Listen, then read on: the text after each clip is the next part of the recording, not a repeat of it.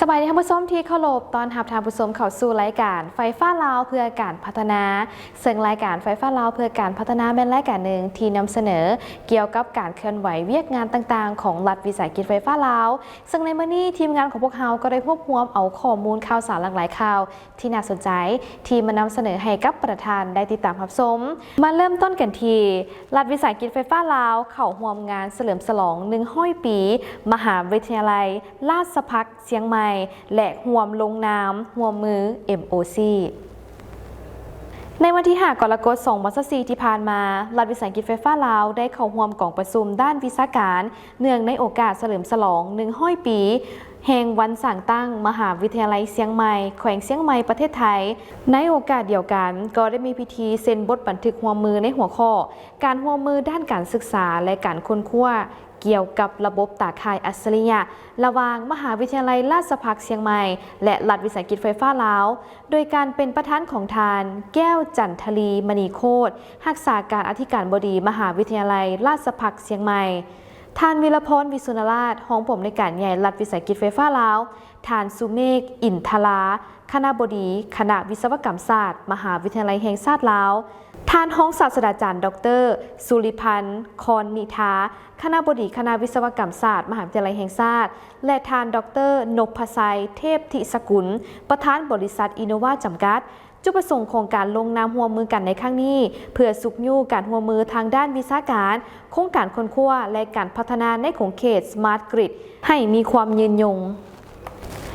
มาต่อที่กองประชุมด้านวิชาการเวียกงานประชาสัมพันธ์ประจำปี 2024ในระหว่างวันที่10-12 กรกฎาคม 2024อยู่ที่สำนักงานใหญ่รัฐวิสาหกิจไฟฟ้าลาวนครหลวงเวียงจันทร์ได้มีกองประชุมแลกเปลี่ยนเวียกงานข่าวสารประชาสัมพันธ์และกิจกรรมเพื่อสังคม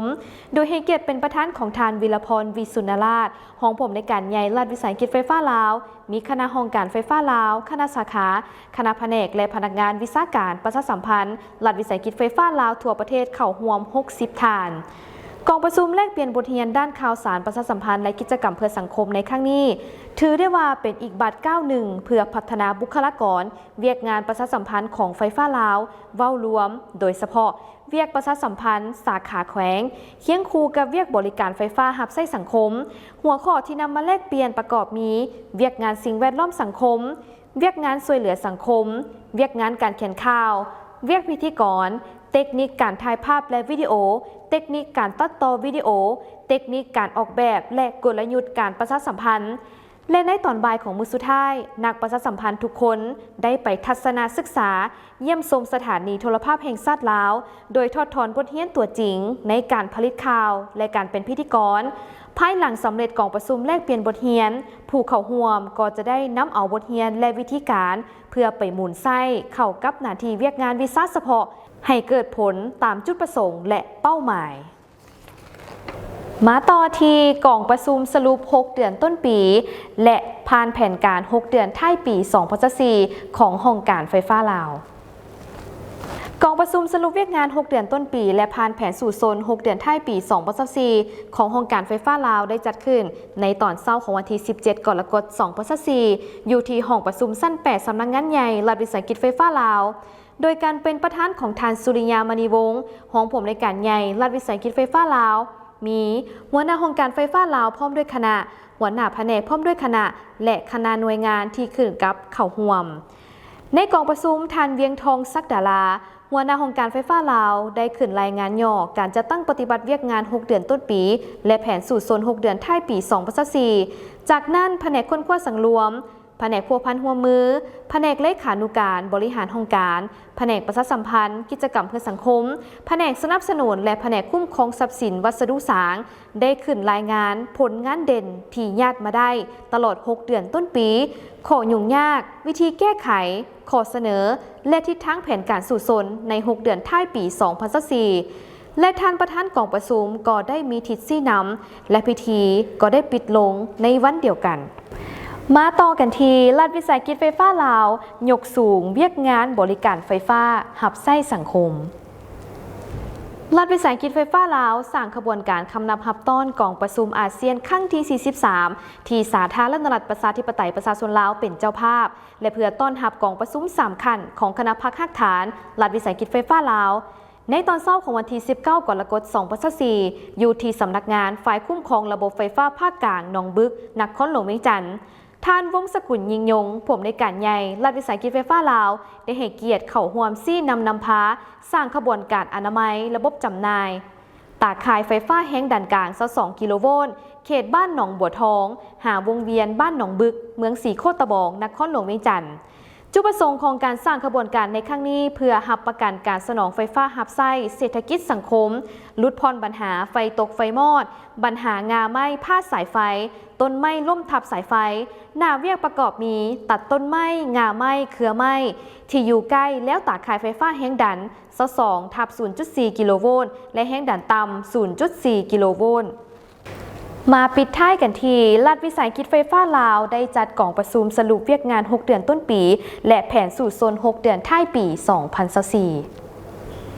กองประชุมสรุปผลการดำเนินเวียกงาน6เดือนต้นปีและแผนสู่โซน6เดือนท้ายปี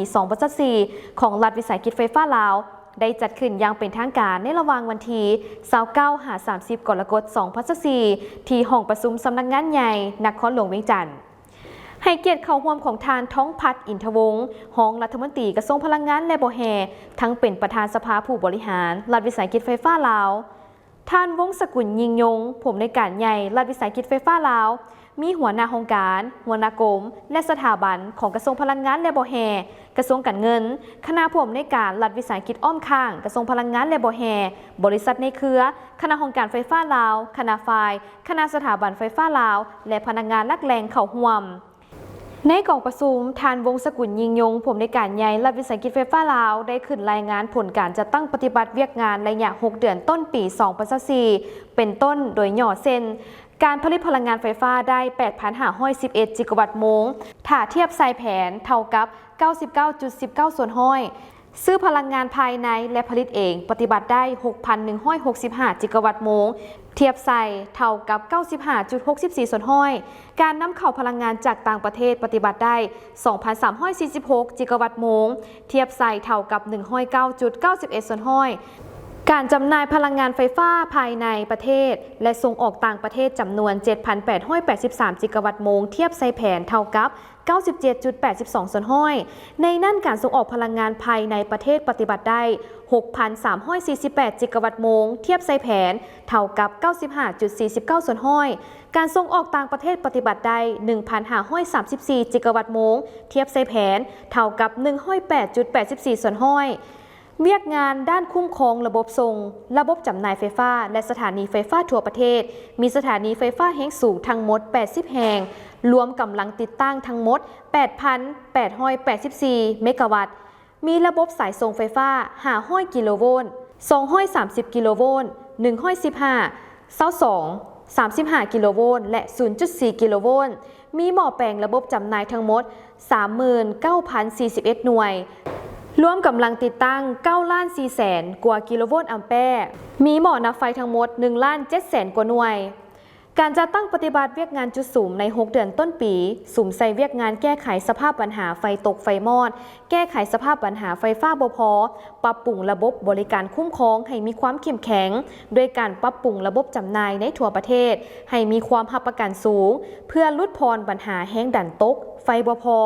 โดยเน้นใส่ปรับปรุงสายตาข่ายไฟฟ้า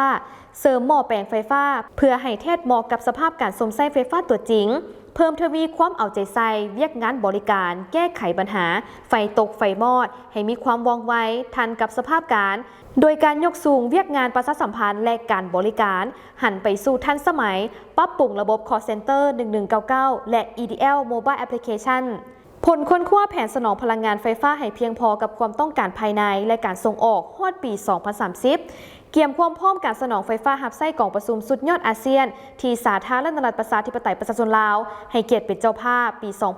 2024 สำหรับทิศทางเวียกงานจุดสูมใน6เดือนท้ายปี 2024 รัฐวิสาหกิจไฟฟ้าลาวจะสืบต่อพัฒนาโครงการพลังงานไฟฟ้าแสงตะเวนสืบต่อเร่งเจรจาโครงการแหล่งผลิตซื้อขายไฟฟ้า คนขั้วปรับปรุงนโยบายหับซื้อไฟฟ้าจากพลังงานแสงตะเวนที่ติดตั้งถึงหลังคาโซลาร์รูฟท็อปสำหรับภาคที่อยู่อาศัยสืบต่อเล็งจะตั้งปฏิบัติบรรดาโครงการสายส่งอ้อมนครหลวงเวียงจันทร์ให้สำเร็จในท้ายปี 2024 เพื่อหับประกาศการสนองไฟฟ้าหับไส้กล่องประชุมสุดยอดอาเซียนท้ายปี 2024 ท่านผู้ชมจากนี้ไปพักกันก่อนและย่าต่อไปมาติดตามรับชมการนำเสนอสกู๊ปข่าว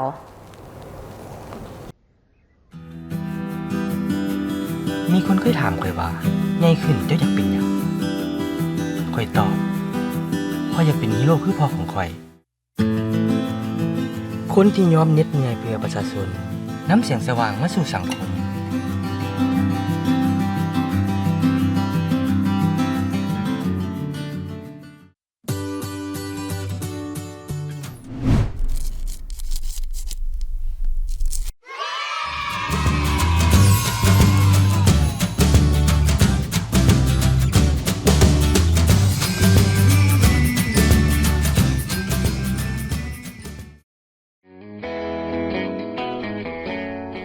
สุดท้าย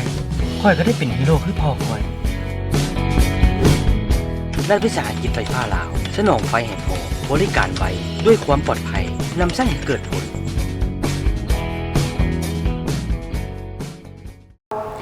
ก้าวเข้ามาสู่ในระยะนี้กับการนำเสนอสกู๊ปข่าวซึ่งสกู๊ปข่าวขอนำเสนอรัฐวิสาหกิจไฟฟ้าลาวร่วมใจกันบริจาคเลือดช่วยเหลือสังคม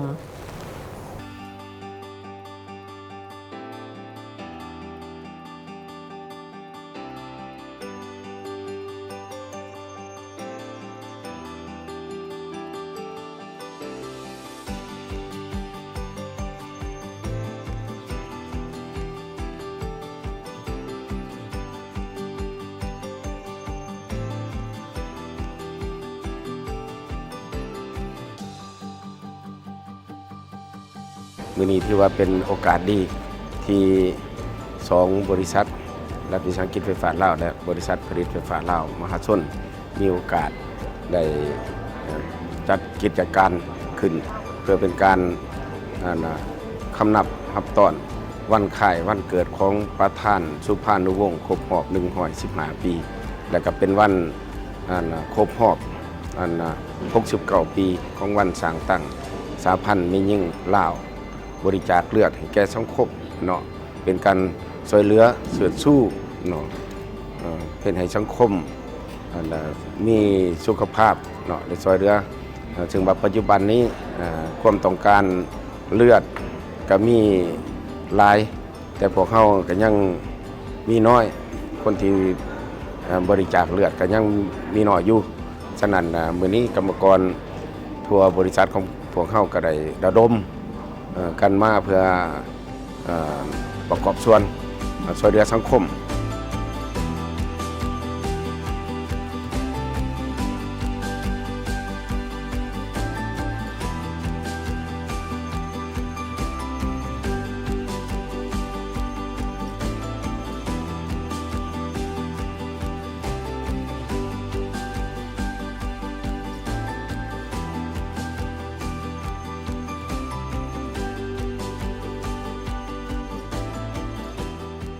ในการบริจาคเลือดนี้ก็เป็นสิ่งที่สำคัญนั่นแหละเพื่อช่วยเหลือสังคม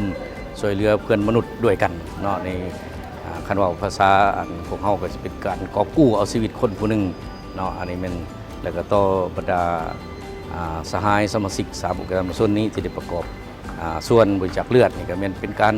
ทำบุญช่วยเหลือเพื่อนมนุษย์ด้วยกันอันนี้ก็เป็นอันนึงที่ข้าพเจ้าก็ขอตั้งหน้าคณะบริหารงานสนุมประสบเป็นเราขอสมเชยทั้งสมาชิก3องค์กรส่วนนี้ที่ได้สละ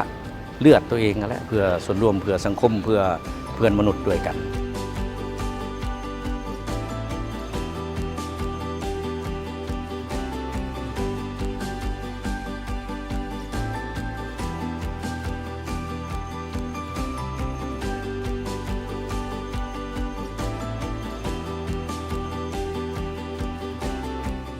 ในขบวนการบริจาคเลือดเพื่อช่วยเหลือสังคมนี่ก็เป็นหนึ่งในเป้าหมายของกระทรวงพลังงานและบเฮที่เพื่อเป็นการช่วยเหลือสังคมเพื่อเป็นส่วนหนึ่งในการประกอบส่วน เข้าในการช่วยเหลือบรรดาห้องหมอต่างๆเนาะที่เห็นว่าคนเจ็บยังขาดแคลนเรื่องอันนั้นเลือดเนาะที่จะเอาเข้าไปน้ำไส้ในการปิ้นปัวอย่างต่างๆค่ะอันนั้นก็เป็นส่วนหนึ่งที่เราจะสามารถประกอบส่วนได้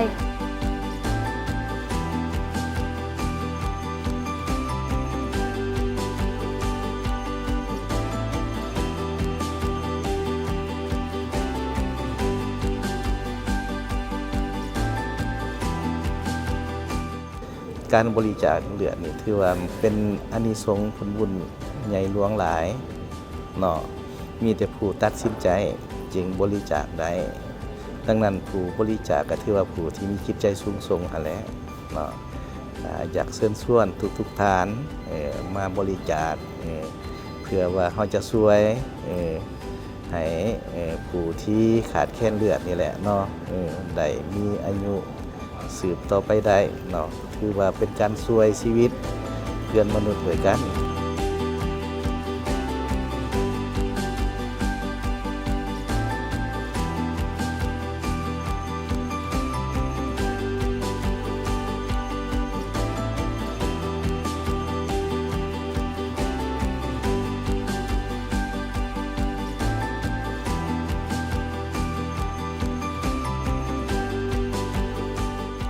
การบริจาคเลือดมันมีส่วนสำคัญในการประกอบส่วนให้กับ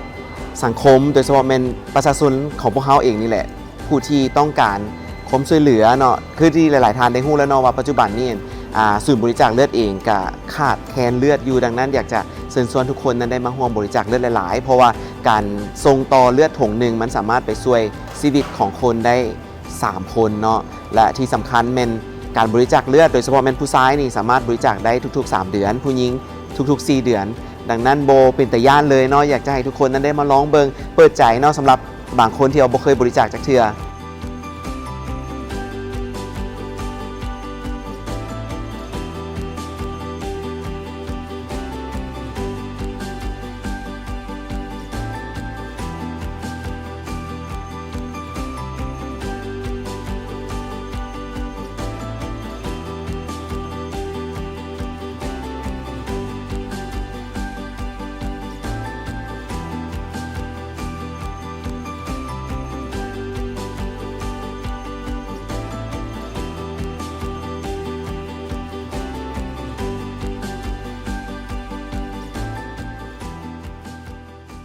คือการบริจาคเลือดนี่มันมีความสำคัญหลายย้อนว่าหยังย้อนว่าความต้องการเลือดแต่ละมื้อนี่มันมีหลาย แต่ว่าเลือดหันยังบ่มีโรงงานผลิต แต่ว่าคนเฮานี่มันมีโรงงานผลิตเลือดทุกคนเลยฉะนั้นแหละถ้าบ่มีเลือดซอยคนนี่เนาะเฮาก็ฮู้เหมือนกันเนาะถ้าขาดเลือดก็คือขาดชีวิตฉะนั้นเฮาต้องได้ร่วมใจกันบริจาคเลือดเพื่อให้มีเลือดไปซอยคนเจ็บที่ต้องการเลือดเพราะแต่ละมื้อนี่มีคนเจ็บมาขอเลือดเฮานี่ก็มีประเภทว่าเป็นพวกไขลังเป็นพยาธิขาดเลือดผ่าตัดเกิดลูกผิดปกติการเกิดอุบัติเหตุที่ว่าต้องได้ผ่าตัดเสียเลือดหลายเนาะปีนึงนี่ความต้องการเลือดนี่เป็นหลายยกตัวอย่างปีกายมีความต้องการเลือดอยู่ประมาณ 80,000 ถุงแต่การบริจาคเลือดของเฮาแม่นได้อยู่ประมาณ 74,000 ถุงอยากให้ทุกคนหันได้ตัดสินใจบริจาคเลือดซอยกันเพื่อว่าเฮ็ดแนวใดให้เฮามีเลือดไปซอยต่อชีวิตของเพื่อนร่วมโลกนำกันเลือดบ่มีโรงงานผลิตฉะนั้นแหละการที่ว่าทานตัดสินใจบริจาคเลือดนี่เป็นน้ำใจอันประเสริฐเป็นน้ำใจมนุษยธรรมที่อยากเชิญชวนให้ทุกคนได้ช่วยกันบริจาคเลือด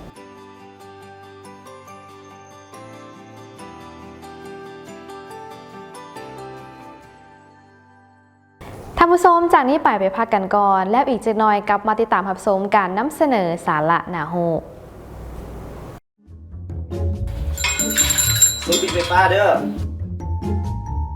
ไฟฟ้าหวะ เจ้า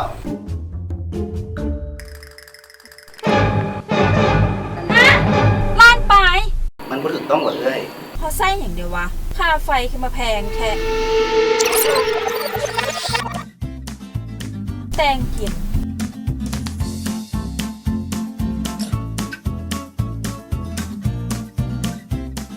ลูกหลานเล่นเกมซักเครื่อง รีดเครื่อง เบิ่งโทรทัศน์ ตากแอร์ประมาณ20 องศา เอาหนาวไปใส่เอื้อย ฮะ มันเปลืองไปหลายผู้บอ ผู้ตนผินไฟมานี่แหละลาดไป การนำใช้ไฟฟ้าแบบสิ้นเปลือง โดยบ่มีประโยชน์ก่อให้โทษแก่และรับของทาน มาร่วมกันประหยัดพลังงานไฟฟ้าเริ่มจากตัวเฮาเอง ปิด ถอด มอด เมื่อบ่ใช้งาน ด้วยความปรารถนาดีจากรัฐวิสาหกิจไฟฟ้าลาว กับเข้ามาในระยะนี้กับการนำเสนอสารานาฮูซึ่งสารานาฮูขอนำเสนอเกี่ยวกับใช้ไฟฟ้าอย่างถูกต้องและปลอดภัยในฤดูฝน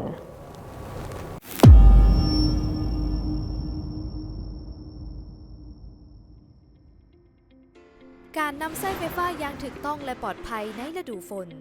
เมื่อก้าวเข้าสู่ฤดูฝนมีข้อแนะนำวิธีการใช้ไฟฟ้าอย่างถูกต้องและปลอดภัยในฤดูฝน